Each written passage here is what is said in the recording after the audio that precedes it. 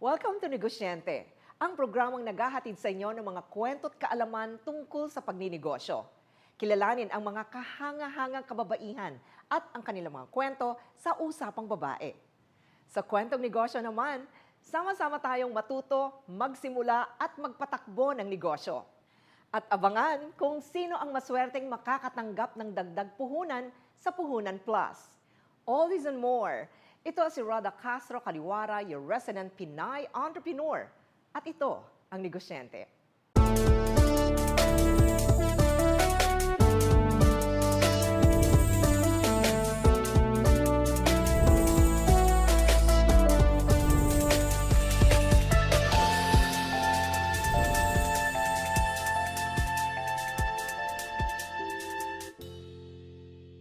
Our special guest for today has a very inspiring story to tell about her humble beginnings. Half Japanese Filipina at lumaki sa farmlands ng Samar. Today, she can proudly look back at her roots and claim her success sa franchise business.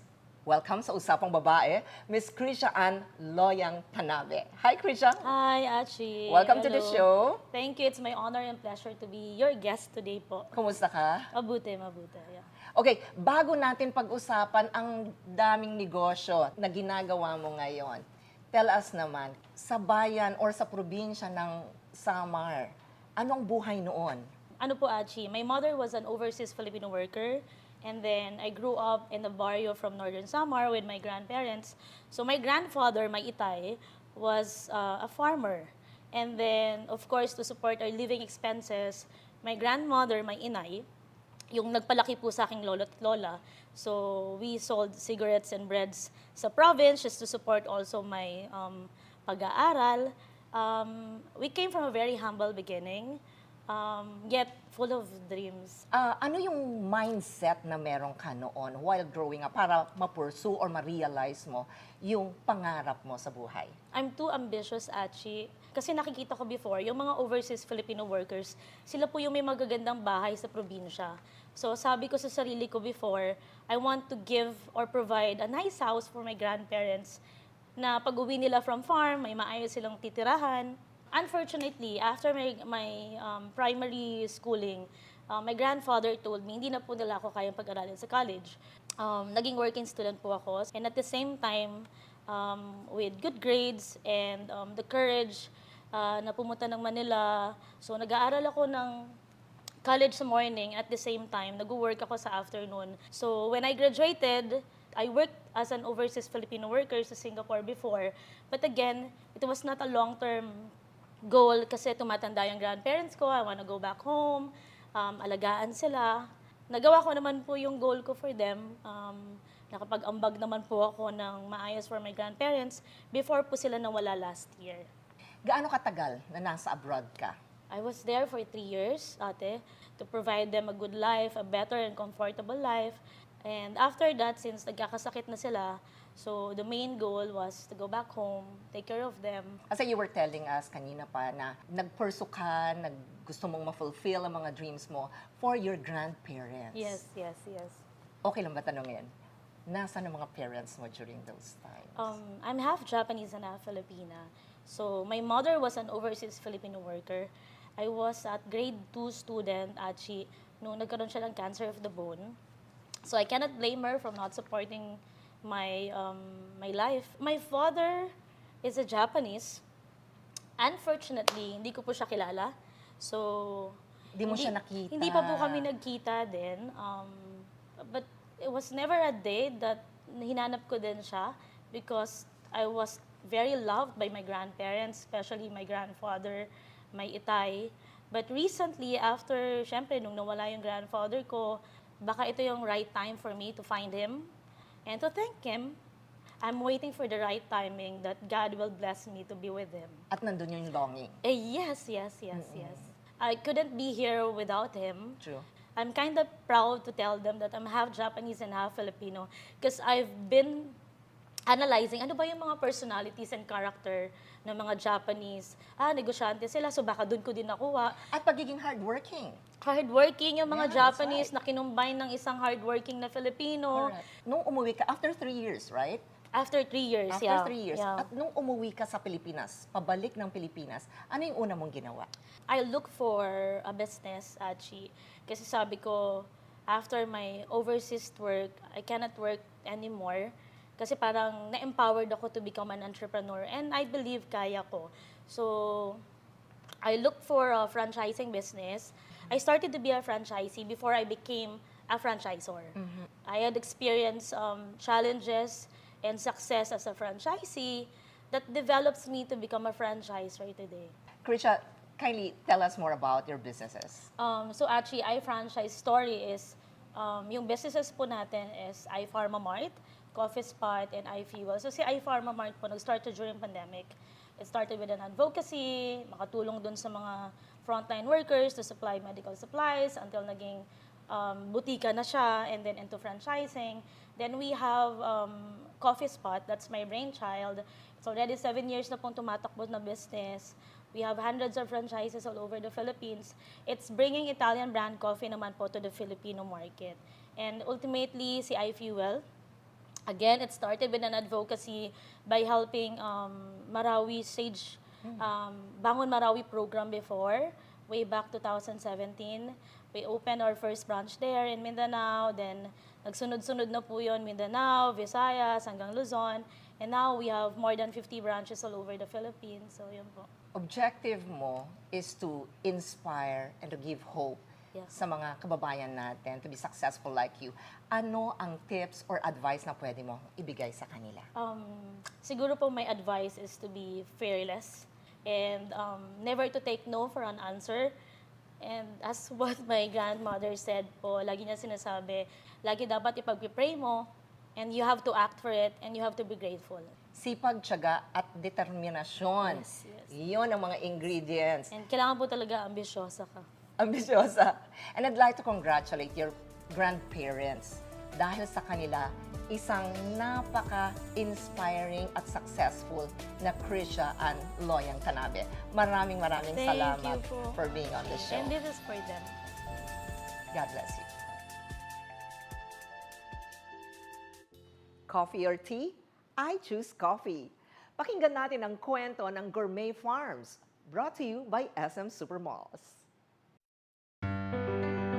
Brought to you by SM Supermalls. Our story in Gourmet Farms started way before we were incorporated in 1987.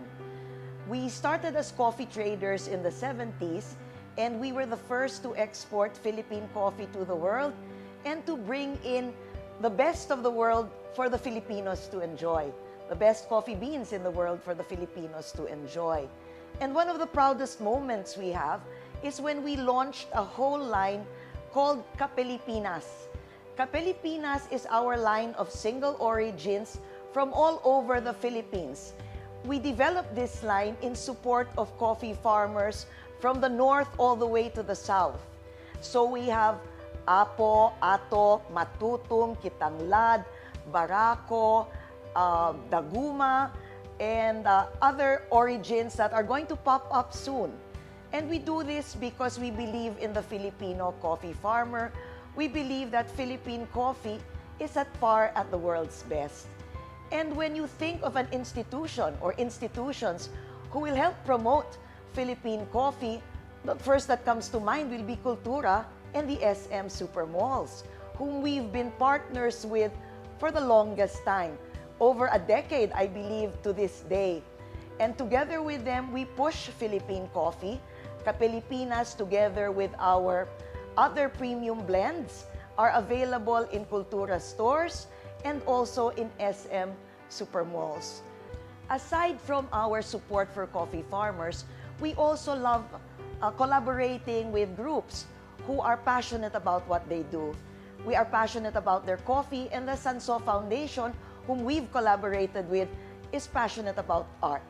And you will find our collaboration in the Kultura stores nationwide. If you'd like to experience Gourmet Farms coffee, Kapelipinas, and our other premium blends, look us up at Instagram and Facebook.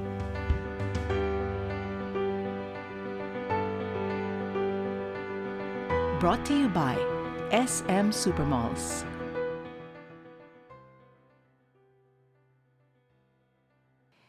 isa sa mga nauna sa digital marketing and content producer. Para sa Kwentong Negosyo, let's meet Amray Dizon. Vital Strats Creative Solutions is a digital content production company. We started in 2004 and we're on our 20th year now. So when we started, we had only graphic design and video production in our service, but little by little, we went into digital content. I didn't have any background in business when we started. Actually, wala rin akong puhunan noon. Well, I had a little puhunan, 20,000 pesos to buy a Pentium 4 computer. And then we just took it one project at a time. Yung earnings namin, it eventually grew when we landed one corporate project. And then we have been given several brands. And then when the brand managers resigned, they took us to several different multinational companies. So now we are working with top companies, top brands in the Philippines, including the top 2 banks in the Philippines, as well as the #1 insurance company in the Philippines. We also have international clients, and I can say that it's really good that we went into digital transformation and offering digital services even before it became the norm. I became an accidental entrepreneur actually.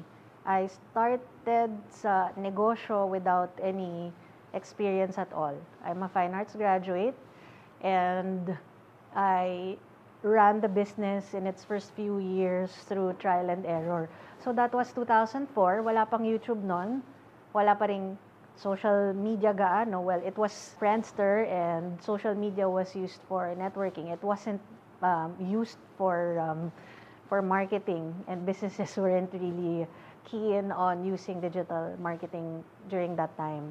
My usual behavior was always to explore, to learn, figure out what's new. We got lucky because we went into digital content and digital marketing way before it reached its exponential growth and demand. When the pandemic struck, all thanks talaga na nauna kami sa digital transformation because we were really curious about digital systems, doing things online. We already tried kung paano yung remote setup. So during the pandemic, ready na kami with our work from home. In fact, nag-remote first na kami since then, but we still have our office. We were prepared with the demand on digital services during the pandemic. So halos lahat ng companies struggling to be visible online, to create awareness online, paano sila mapapansin ng mga consumers online because all of a sudden the behavior of the consumers changed. And now we are prepared for another phase of disruption, the AI era. So we're preparing our services to integrate the new AI technologies. And since generative AI is now disrupting content and marketing and a lot of businesses, again, we have to be relevant and we have to stay ahead of the curve to maintain the demand and maintain the growth that we had for the past 20 years. Today is really a good time to be an entrepreneur. During the mid-2000s or even before that, there wasn't any free digital platforms and ang mga nagkakaroon lang ng reach sa market at nakakapag-advertise, yung may funds. Di ba? May funds ka, pang commercial, pang print ad, and it's really very expensive. Pero ngayon, because of digital, yung barrier of entry, especially for micro and small entrepreneurs, mababa na. Pwede ka nang mag-advertise, pwede mo nang ma-reach yung market mo, kahit na maliit ang budget or even walang budget. Basta alam mo lang kung ano yung i-communicate mo na value sa mga customers mo online. But because of that, naging very crowded na ang space online. So if you don't know how to craft a creative message, if you don't know how to educate, to entertain, to inspire, use the right platforms, then your content won't stand out. Yun yung downside ng pagkakaroon ng high traffic online. Mahirap makipag-compete, mahirap mapansin. If you want to take advantage of digital content and digital marketing to grow your business, it's not just about using the tech tools and what's new. Bottom line, you have to start with your brand. Who are you? What are you trying to say? What's the value that you are giving? And next, you have to match it with what your audience needs. Ano ba yung preferences nila? And what problems can you solve? And then based on that, you have to have that one thing that you want to be remembered for, or you want your brand to be remembered for, and then say it in many different ways through many different platforms, especially in the platforms kung nasaan yung customers ninyo.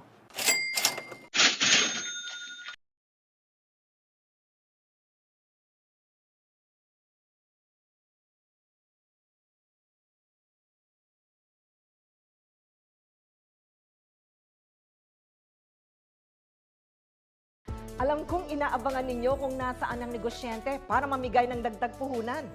Tara, samahan niyo ako. Isang maulan na hapon, nandito pa rin tayo sa Tumana, sa Marikina City dahil magbibigay tayo ng dagdag puhunan sa isa sa mga kababayan natin dito. Tara, samahan niyo ako. Hello po, kumusta? Okay lang po. Mga panindaho ninyo? Isda po, hipon. Ano pong pangalan nila? Banban po. Banban Campos. Campos. Apo. Anong oras ka nag-uumpisang magbenta Alas rito? 4 po nung madaling araw, nagpipili na po ako ng So kaninang alas 4 ka pa rito. So hanggang anong oras ka naman ngayon? Mga 8 po ng gabi. 8 ng gabi. O kumusta naman? Ay, matumal po, maulan po eh. Normally, sa isang araw, nakakamagkano ho kayo? Minsan, 7,000, 8,000, ganyan. Sa 7,000 na benta mo, magkano naman ang kita mo doon? Ano po, mga 1, 2, 1, 3, ganyan. Sa isang araw? Oh, malakas din. Pagka, ano po, pagka mabili. Pero pagka, ano po, ang pinaka, ano po, 500, 600, kita ko sa isang araw. Kapag ikaw ay nabigyan ng dagdag puhunan, ano rin ang mga idadagdag mong produkto na ibibenta? Ay, isda rin po. Mahal Isda po rin. kasi yung ano, consignment lang po kasi ako. Anong pinakamalakas? Hipon ba? Or yung mga... Mga isda po, mga galunggong, ganyan po, hasa-hasa. Nag-umpisa kang magnegosyo sa magkano? 5,000. 5,000. So, ngayon, kung dodoblehin ko or dadagdagan ko ng another 5,000 ang puhunan mo, Dadami po yung ano ko, isda ko. masaya ka ba kapag nabigyan ka ng dagdag puhunan? Opo. Talaga? Dadami po. Okay. Dahil ikaw ay magiging masaya kapag may dagdag puhunan ka, bibigyan kita Ay, ng thank you dagdag po. puhunan. Thank you po, madam. Yan. Pero, kailangan mong sabihin kay Ninang Sara, salamat ha, sa dagdag puhunan. Ninang Sara, salamat po sa dagdag puhunan. Thank you, thank you. God bless you po. At mula ngayon, manonood ka ng Negosyente. Negosyente. Anong channel po? Okay, sa GMA Pinoy Hits, every Sunday, 4 o'clock. Pero nandito ka pa noon. Pero mapapanood mo siya sa YouTube channel na. Thank you po. Okay. Thank you. God bless you po. God bless you. Thank you. Congratulations sa ating winner this week sa Puhunan Plus. Abangan ang negosyente sa lugar ninyo. Dito nagtatapos ang ating programa. Ito si Roda Castro Kaliwara na naniniwalang pag may negosyo, may trabaho. See you next week.